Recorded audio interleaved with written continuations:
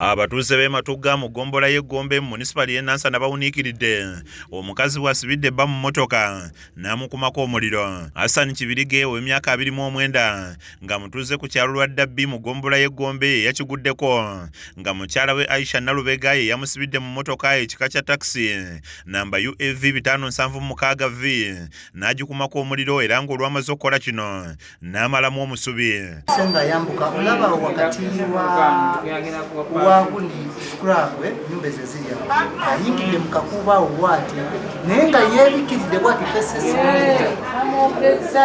Nalubega zaalondoola bba Kibirige okuviira ddala mu kibuga Kampala nga ye yabadde atambulira ku bodaboda nga bwe yatuuse Matugga ku mabanda. Kibirige yayimiriddemu abale ssente ze yabadde akoze nga wano Nalubega we yamusanze n'aggala enzigi zonna olwo n'amuyiira amafuta ga petroli n'amukumako omuliro. Abatuuze bayanguye okudduukirira Kibirige ne bamuddusa mu kalwaliro k'omu kitundu kino okufuna obujjanjabi obusookerwako nga bano batunnyonnyodde ebyabaddewo. Kwekusituka okulingiza mukulingiza ngizo kulaba emmotoka ekolaki eyaka n'enkwata ekidomola ky'amazzi kijja kukuba omuzikiza okusanga oyo ng'alajana agamba nange twebiririddawa nsobole okukola tufuna obujjanjabi ngenza omwetegereza nga mumanyi ofuna owa booda nemwakolaki tugendewo tugende. Kibirige agamba nti omukazi ono yali yamukyawa olw'okumuweebuula nga yatunda emmotoka eyasooka kyokka n'alowooza nti amatidde era ng'ensonga zaabwe zibadde ku poliisi y'e Matugga.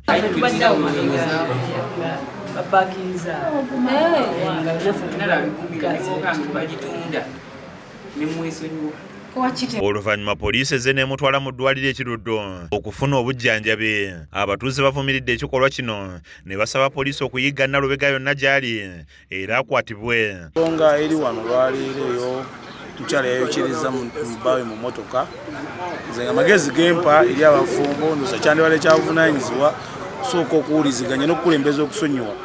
Tewali nsonga esobola kuweesa munno kibonerezo kyakumutta kubanga ddala ekyamazima ekibonerezo kyamuwadde kyakufa. Naye nkubira omulanga abafumbo bonna okubeera abagumiikiriza okubeera abakakkamu ddala ku nsonga ze baba baagala okutuukukanyako ng'abantu.